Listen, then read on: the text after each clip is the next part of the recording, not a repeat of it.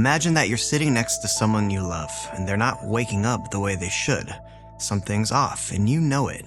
But the doctors, they're calm. They say it's expected.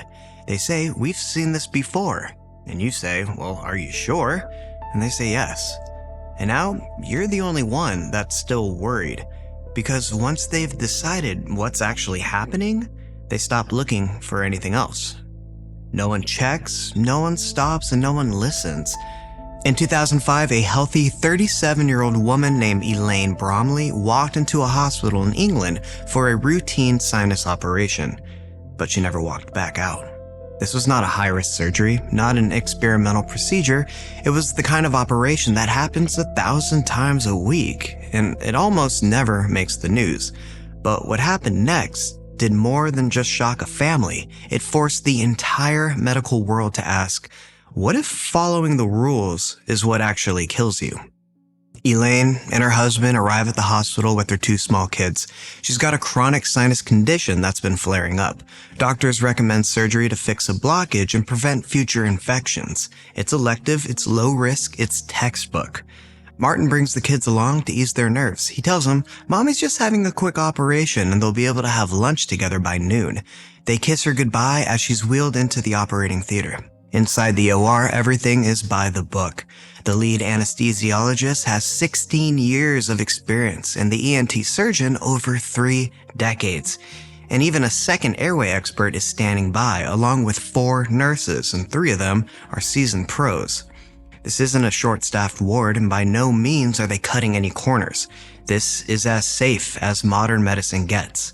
Elaine is connected to the monitors, her vital signs are steady, general anesthesia was administered, and as she's drifting off to sleep, no one in this room has the faintest idea that this procedure in this normal morning is about to end in catastrophe. So what went wrong? Everything was going smoothly. Elaine was put under and the team was in place, and the first steps of the surgery went underway. The anesthesiologist went to place the breathing tube and it didn't go in. Now this is rare, but it's not unheard of. Some patients have difficult airways, so the team followed their training. Initially, they attempted a less invasive airway device, a supraglottic mask, and tried ventilating her with a face mask and oxygen. But this was incredibly difficult, and that's when the oxygen numbers started to slide.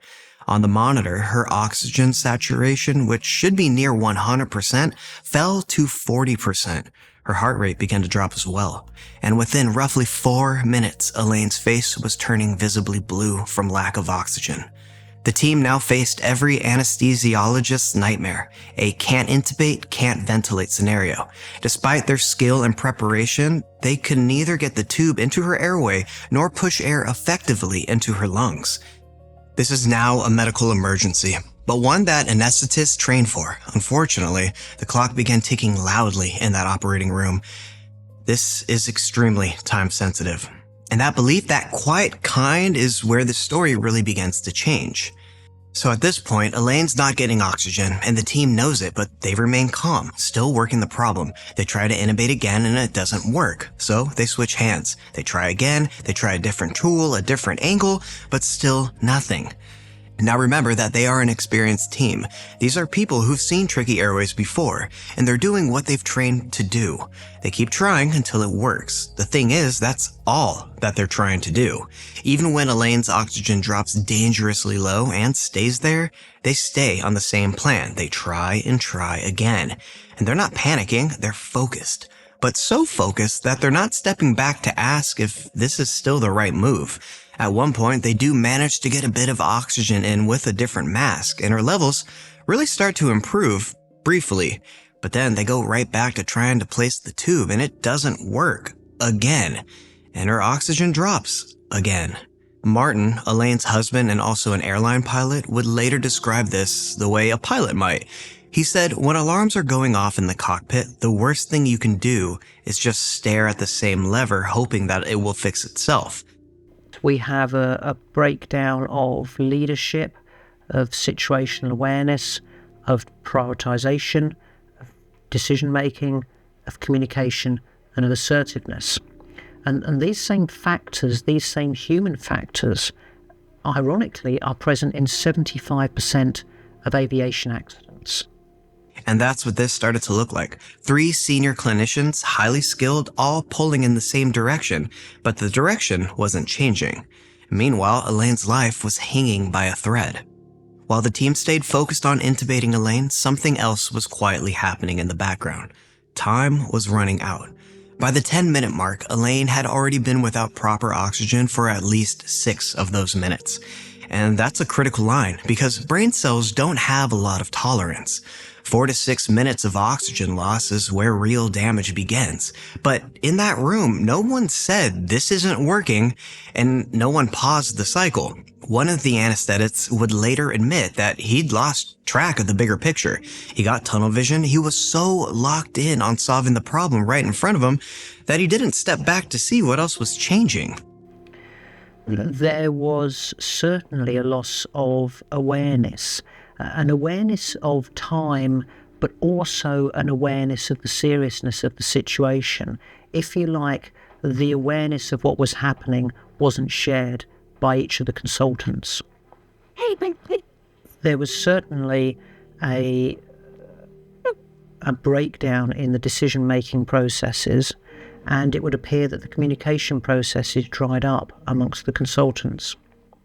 And the others just assumed that someone else was in charge. But the truth is that no one really was. Everyone in that room thought they were helping, but they were all just spinning the same wheel. And all around them, the signs were there. The monitors were beeping steadily, oxygen numbers dipping, then hovering, then dipping again. But no flashing red lights and no shouted warnings.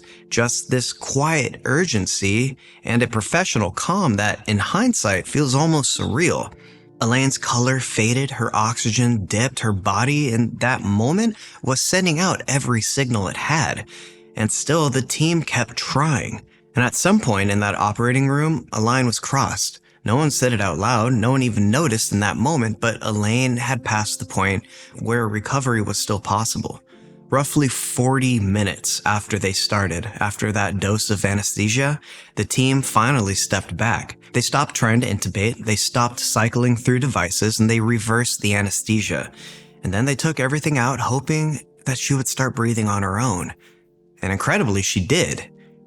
Though it wasn't strong or well enough, but enough to get her oxygen levels climbing again. They rushed her into the recovery room, then intensive care. And for a brief moment, it looked like maybe she was gonna pull through. Her heart was still beating and she was alive, but Elaine wasn't waking up. In the ICU, they ran scans, they looked at her brain activity, and what they saw, one doctor later described as a TV screen full of static. No pattern, no signal, just silence. The damage was done. Elaine had been without oxygen far too long, and her brain, that part that made her Elaine, wasn't coming back. Her family, Martin, the kids, they kept a vigil at her bedside, waiting, hoping, but no signs came. And 13 days later, after one final set of tests confirmed what they've already feared, Elaine's life support was withdrawn. She had gone to the hospital for one of the most common surgeries in modern medicine, and she never came home. To her husband and children, it didn't make sense. How could this happen in one of the safest hospitals with some of the most experienced doctors during a routine procedure? At first, even Martin believed what he was told. He was told that this was an unpreventable emergency and a rare complication. It was a tragic outcome that no one could have stopped. But over the weeks that followed, something about that explanation stopped sitting right.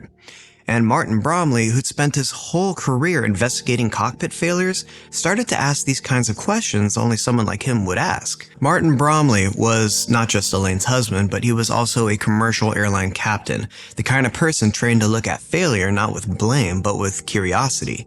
In aviation, if a plane has a near miss, if something almost goes wrong, that's enough to trigger a full investigation. Not to find a villain, but to understand what the system allowed to happen. So when Martin lost his wife during a routine surgery, he expected the same thing. That someone, somewhere, would want to know how a healthy woman could go in for a standard procedure and never come out. He even told one of the ICU doctors while Elaine was still alive but unresponsive that I've accepted it as being just one of those things. The team did what they believed was right, it just didn't work out. And he meant it.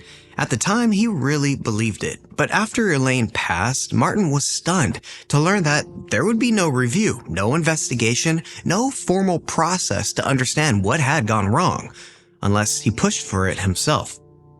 He thought back to that first moment when the surgeon told him that Elaine wasn't waking up, and Martin asked, couldn't you have just cut her throat? Like an emergency airway, a tracheotomy, and the surgeon told him no, that kind of step was too risky. At the time, Martin accepted that answer. He figured if she was really in danger, they would have tried everything, right? But it wasn't until much later that he realized that that procedure, the one he'd hesitantly brought up, might have been the one thing that could have saved her. Elaine wasn't in danger after the fact, she was in danger right there, on the table, and the people in that room didn't act fast enough to save her. So, still grieving, Martin started asking questions. Not to sue anyone, not to punish, he just wanted to understand. And to their credit, the hospital agreed. They brought in Professor Michael Harmer, one of the UK's top anesthesiologists, to lead a full independent investigation. And Martin had one request: find out what happened so it doesn't happen again. And that independent inquiry led by the professor didn't sugarcoat it. He said that Elaine's death shouldn't have happened. There was no mystery diagnosis, no rare complication. This was a cascade not of technical failure, but of human behavior. There was no shortage of skill in that room, no missing equipment. Everything they needed to manage Elaine's airway, including a surgical backup plan, was right there. And yet, Elaine died. So what actually failed? The report pointed to something called human factors. Things like teamwork, communication, decision-making under pressure. Not the kind of stuff that shows up on a chart, but the kind that shapes everything that happens when people work together. When Elaine's airway collapsed, each one of the 3 consultants in that room responded the same way. They each tried separately to intubate her. All of them were focused, all of them were experienced, but they weren't coordinated. Nobody stepped back and asked, is this working? No one called for plan B because, according to the review, no one was actually in charge. Based on the evidence from the inquest and from Professor Harmer's report, there was a question mark in the inquest about who people felt was in charge at different points. One of the anesthetists later admitted that he lost control, and the others assumed that someone else was leading, and the group as a whole just kept doing what wasn't working. Even more heartbreaking, 2 of the nurses knew what they needed to do. One quietly brought out a surgical airway kit, and another called for an ICU bed, expecting that if Elaine survived, she needed critical care. But their warnings weren't heard, or worse, they were dismissed. One nurse said she was told to cancel that ICU bed. Another said she tried to raise the alarm, but nobody acknowledged her. And here's where things get painfully clear. No one felt safe challenging the plan. The room had fallen into what Martin later described as a kind of hierarchy trap. The consultants were respected, and rightly so, but that respect became a wall, a kind of halo effect where nobody lower down the chain could step in and say, hey, we need to change this course. And Martin would later simply put it as both of the nurses knew how to save Elaine's life, but they didn't know how to speak up to their bosses. And in her own words, they looked at her as if to say, what's wrong? You're overreacting. She actually walked out and cancelled that bed. Yeah.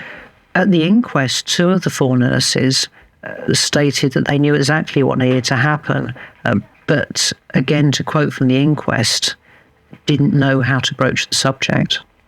And that's what made these findings so hard to hear. Elaine didn't die because of bad doctors. She died because good people got locked into the same wrong idea, and no one was trained or maybe empowered to break the pattern. At Elaine's inquest, Martin actually stood up and asked the court not to sign negligence. He said it plainly, these are skilled clinicians doing what they believed was right, but they were following a blind alley. And the system, that culture in that OR, had no built-in way to stop them. In aviation, pilots are taught early on, when something's not working, they speak up. If you're not the one flying, you still have the responsibility to question. It's called crew resource management, and it's standard. In healthcare at the time, that kind of training didn't exist. The lesson Martin took from all this, and the lesson that the reports made crystal clear, is this. Even in the best hospitals with the best teams, you need systems that catch when certainty starts to drift. Because Elaine didn't die from one mistake, she died from a room full of people doing what they thought was right, and no one was realizing that they were all wrong at the same time. Elaine's death didn't just haunt her family, it changed the way healthcare talks about safety. In 2007, that same year Elaine's life support was withdrawn, Michael Bromiley founded the Clinical Human Factors Group. He brought together airline safety experts, psychologists, senior doctors, people who understood how smart professionals can still make fatal mistakes, and more importantly, how systems can be designed to catch them before they happen. Martin's message was simple. If aviation can be built around human fallibility, so can medicine. Today, Elaine's case is taught in medical schools, used in training videos, and referenced in emergency guidelines around the world.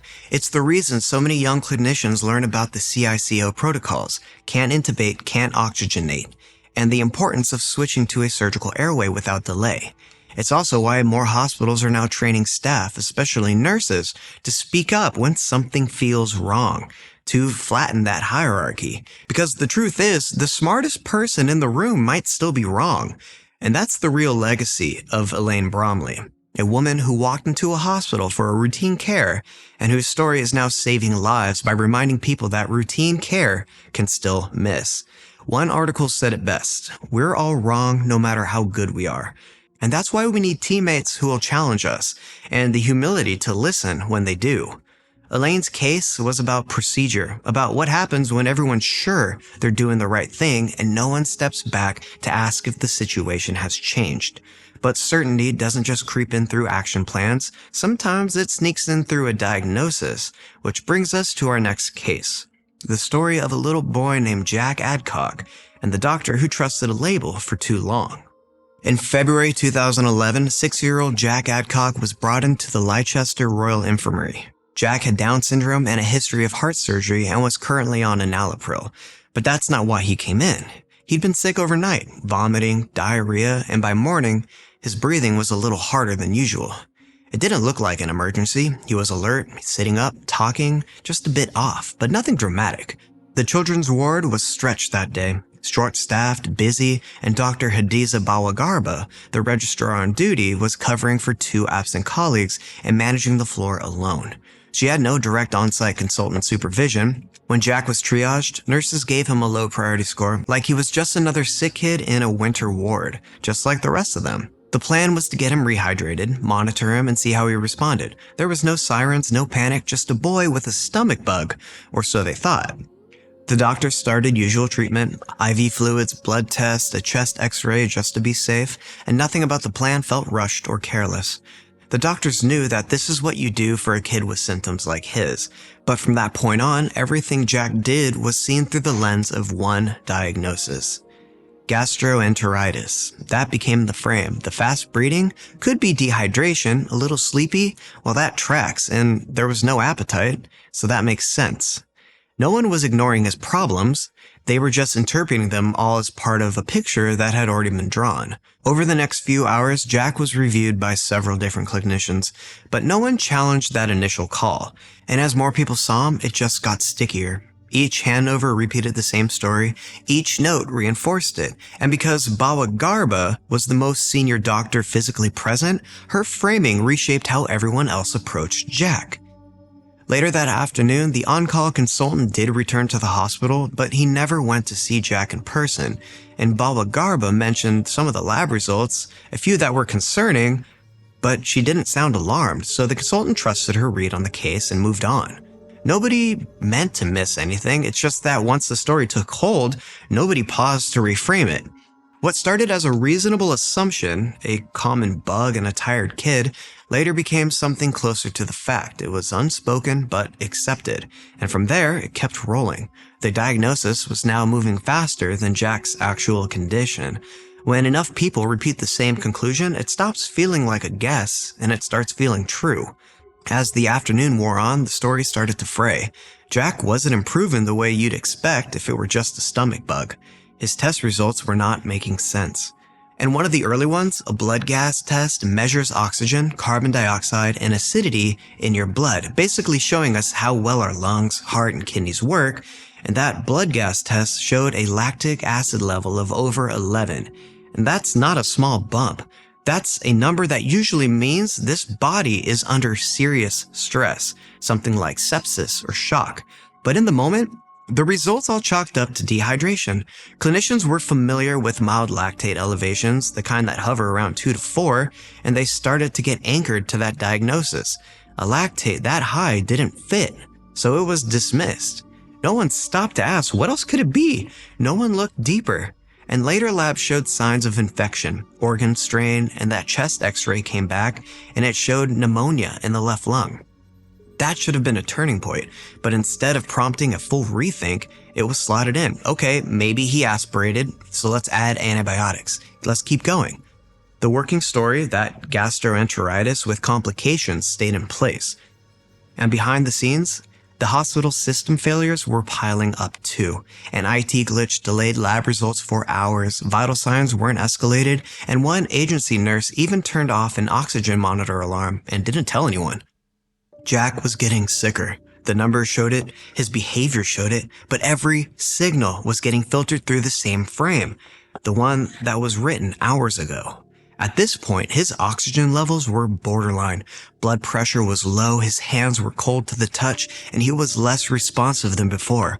All of these are warning signs that started looking like septic shock. The infection in his lung was likely already spreading to his bloodstream, but the team didn't treat it like that. They all believed that they were treating gastroenteritis with a side of pneumonia now. So when Dr. Bawagarba saw that x-ray, she did the right thing. She started antibiotics. But even then, it wasn't treated as urgent. The pace didn't change. Jack was being managed like a stable case, not a critical one. Nobody was sitting on their hands, it just didn't feel like an emergency yet, because the story they were working from didn't say it was. This was what doctors call premature closure, where you lock onto a diagnosis early and everything else gets shaped around it. By the time everyone started to question that initial story, Jack's body was already in collapse.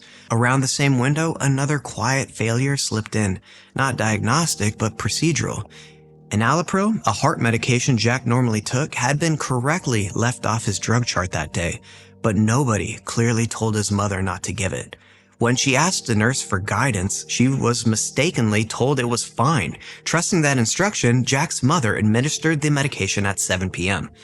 And that drug triggered a sudden drop in blood pressure. Jack went into circulatory shock. This wasn't a rogue decision or a parental error. It reflected routine practice in the hospital. Parents were often allowed to give medications before they were formally prescribed. In a stable child, that shortcut might have gone unnoticed. But in a child already sliding into sepsis, it pushed him over the edge. And by 7:45, Jack went into cardiac arrest. A code blue was called, staff rushed in, Dr. Bawagarba arrived quickly, but something went wrong. She paused at the bedside, she looked at Jack, and in that moment, she believed he was a different child. A terminally ill patient she admitted earlier that day, one who had a DNR order, which means do not resuscitate. So she told the team to stop resuscitation, and they did. And about a minute or two later, someone clarified, this isn't that DNR patient, this is Jack. So the CPR resumed. But that minute, on top of everything else, Jack's body had already endured was too much. He'd been in shock for hours, his organs were failing. Even with intubation and full support, he couldn't recover. Jack Adcock died later that night from septic shock and cardiac failure. By the time the team understood what was really happening, there was nothing left they could do. And by the time that diagnosis changed, the outcome couldn't. Jack's death devastated his family, and it triggered something much bigger, a search for accountability. In the months that followed, attention turned towards the clinicians involved, and most of that focus landed on Dr. Hadiza Bawagarba, the junior doctor who'd been responsible for Jack's care that day. In 2005, she was charged and ultimately convicted of gross negligence manslaughter, and one of the nurses on duty, Isabella Morrow, was also convicted. Bawagarba received a 2-year suspended prison sentence. Then regulators moved to strike her from the medical register. At first, a tribunal recommended suspension, but the General Medical Council pushed for full erasure. In 2018, the High Court agreed and ordered her struck off. That decision was later overturned, but the damage was already done. The case made ripples through the medical community. Because from the beginning, a lot of doctors, and not just from the UK, saw this not as a story of one person's negligence, but of a system under pressure. Bawa Garba had been working a 13-hour shift that day, no breaks, and she was covering multiple roles in an understaffed ward, with no consultant on site. And then the IT systems were down, blood results were delayed, and staff were stretched thin. The hospital's own internal review acknowledged it. System levels failure played a major role in what happened. But when it came to court, the story got narrower. Prosecutors focused on her missed signs and the delay in antibiotics, that DNR confusion, and framed it all as clear evidence of personal failure. But that disconnect between what happened and how it was handled sparked a national debate. Frontline doctors rallied around Bawa Garba. They said this could be any one of us. In those conditions, with that workload, any one of us could have missed it. The question became not just what went wrong, but who should be made to carry it. And in the end, the system chose a person. But once the dust settled, the picture got clearer and harder. When experts reviewed Jack's case, what they saw wasn't a single mistake, they saw a pattern, one that plays out more often than anyone likes to admit.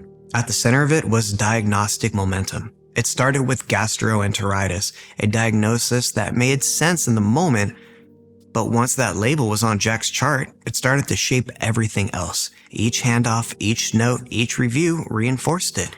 Even as new evidence came in, low oxygen, abnormal labs, signs of infection, the team kept seeing it through that original frame.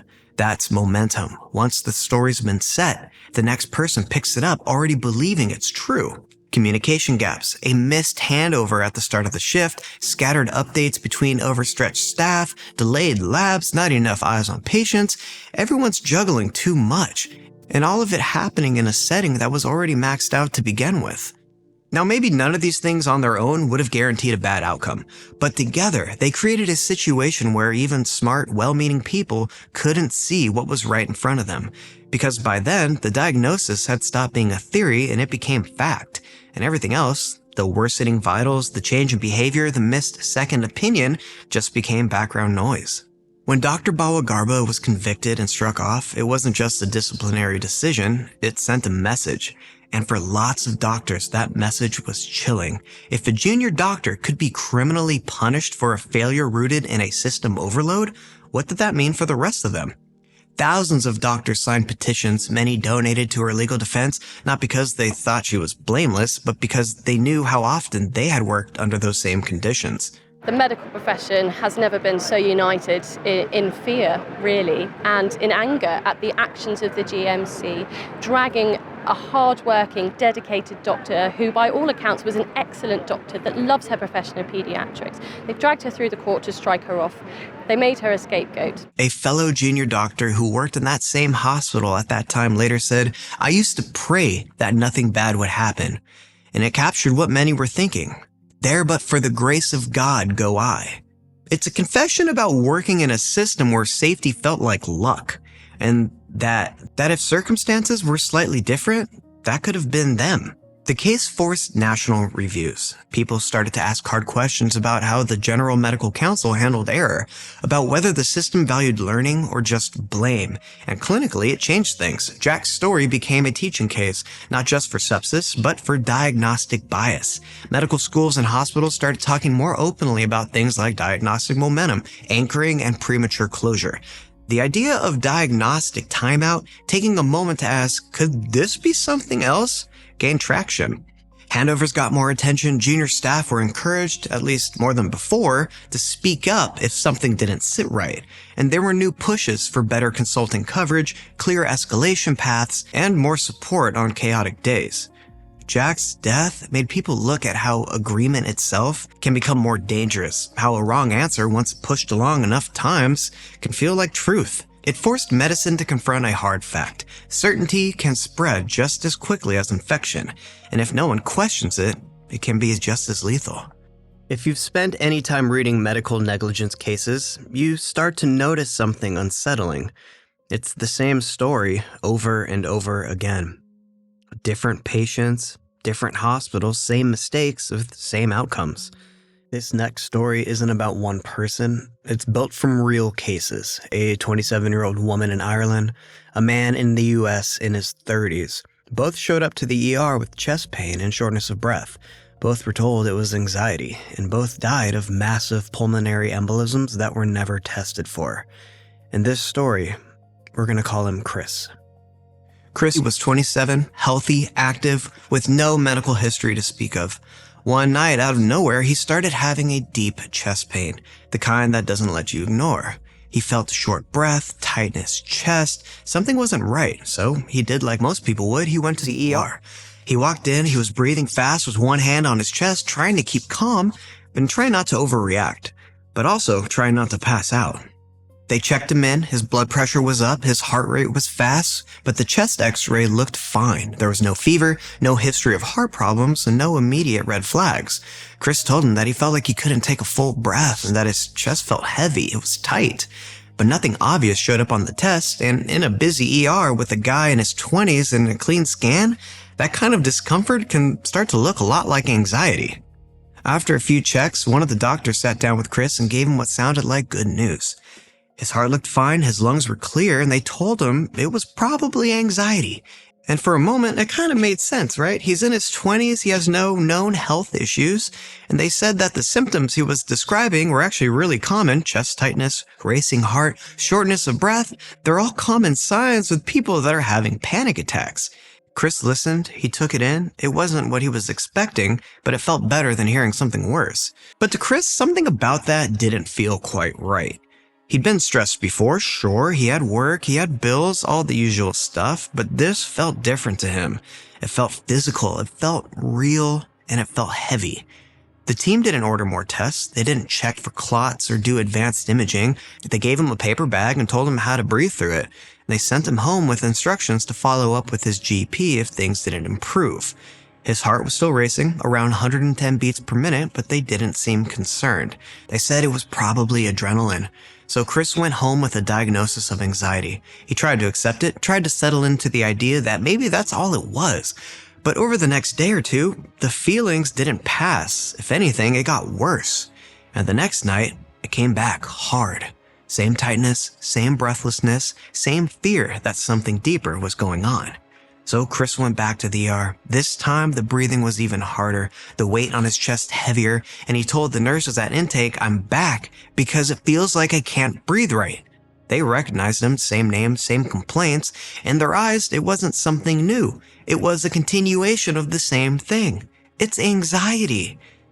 And once that label was in place, it shaped everything else. Chest tightness? Probably panic again. Shortness of breath? You just need to calm down. One doctor even mentioned that Chris had already been thoroughly checked, and he gently encouraged him to consider that maybe it was just anxiety playing tricks on his body. No one ordered new tests, no blood work, no scan, not even a D-dimer. The simple blood test that could hint if a clot's present. By standard protocol, that test probably should have been run. Chris had unexplained chest pain, trouble breathing, classic signs where you rule out dangerous stuff first, but because they were so confident, not careless, just confident, they didn't look again. In one doctor's words, there was no suspicion of a blood clot. Chris was young, he was fit, there was no history, so to them it didn't add up. So once again, he was sent home, no second opinion, no escalation. Just more reassurance, and this time a subtle suggestion that he was overreacting. I can imagine that Chris left feeling confused and probably humiliated. He probably wanted to believe that they were right, that it really was just anxiety and that his body was trying to lie to him. But deep down, he knew something still wasn't right. The next day, he tried to carry on, he tried to put it out of his head, but his body wasn't done telling him the truth. A few days after being sent home with what he's been told is just anxiety, the real cause of Chris's symptoms finally revealed itself, suddenly and violently. It was Sunday morning. Chris was heading upstairs to his apartment when a sharp pain hit his chest. Not tightness this time, not discomfort, something snapped. He collapsed halfway up the stairs, gasping for breath. His roommate heard the sound, maybe it was the fall or the way that Chris was trying to breathe, and rushed out to find him lying there. He was pale, he was motionless, and he was not responding. He called 911 and the paramedics arrived fast. Chris still had a pulse, but just barely. His skin was cold, he was blue. It was the classic signs of oxygen deprivation. They intubated him, they started CPR and raced towards the hospital. Somewhere along the way, his heart stopped, but they brought it back. At the hospital, doctors quietly found what everyone else had missed. Chris had suffered a massive pulmonary embolism. It was a blood clot, most likely formed in his leg, that had traveled to his lungs and blocked a major artery, stopping the flow of blood and oxygen through his body. The shortness of breath, the heart racing, the chest pain, it all had been signs of blood clot. They gave him blood clot bursting drugs, they put him on full life support, but the damage had been done. Too much time had passed without treatment and his body couldn't come back from it. Chris died later that day. A healthy 27-year-old who walked into the hospital on his own just days earlier was now gone. His family was stunned. How could this happen? How does a young man die from a blood clot days after being told it was just stress? An investigation followed, and what was found was devastating in its simplicity. The hospital had missed one basic test, that D-dimer. That could have picked up on the blood clot. It's a routine step in cases like this, but it wasn't missed because they didn't know about it. It was missed because they thought they already had the answer. According to the coroner, if they had run that test, it was almost certain that it would have been positive. It would have triggered the right scans and the blood clot would have been found, and Chris would most likely still be alive. And in his last words, overheard by a family member, he says, "I'm scared." And that was it. Chris died because everyone was confident they had a simple answer. Once the label anxiety went on the chart, everything else, the chest pain, the shortness of breath, the racing heart, started to feel explainable. And you can see the theme in this video. It's what happens when the first explanation sets the tone. Every provider after that reads the case through the same lens. And that's what happened to Chris. No one was careless. No one meant to miss anything. But that early certainty made it easy to ignore what didn't quite fit. Pulmonary embolism, the actual case of his symptoms, isn't rare. It's also not that hard to test for, but it mimics other, less dangerous conditions. And when doctors think they've already ruled out the worst case scenario, they stop looking for it. Statistically, more than a quarter of pulmonary embolisms seen in the ER are missed on the first visit. Some of those patients come back, some, like Chris, don't. None of this is about blaming a single doctor. It's about recognizing how easily certainty can lead into tunnel vision. Chris's case shows us that even when a diagnosis seems obvious, it still needs to be tested, because there's a difference between feeling sure and being sure. And I think it's true for everyone, right? If something feels off, say something and ask, could it be something else? Not to second guess, but to keep the door open. Because once a diagnosis sticks, other possibilities tend to fade. And that's what happened to Chris. He didn't die from something complex, he died from something completely treatable, something that was missed because everyone was too sure that it wasn't there. So if there's one thread that runs through every one of these cases we've covered, it's this. Nobody here was trying to cause harm. These weren't stories of bad doctors or broken hospitals. They were stories of good people doing what they believed was right and getting locked into that first answer that seemed to fit.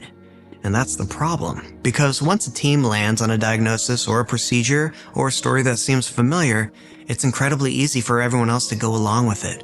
And when everyone else agrees, curiosity tends to stop. And that's not a flaw in medicine, it's a feature of how human beings make decisions. But a lot of doctors will argue that that's exactly why medicine has to be designed to work against that instinct. Expertise matters, training matters, but certainty, especially the quiet, confident kind, should always trigger a second look. The moment when everyone in the room is nodding, that's the moment someone needs to pause and ask, is there something we've missed?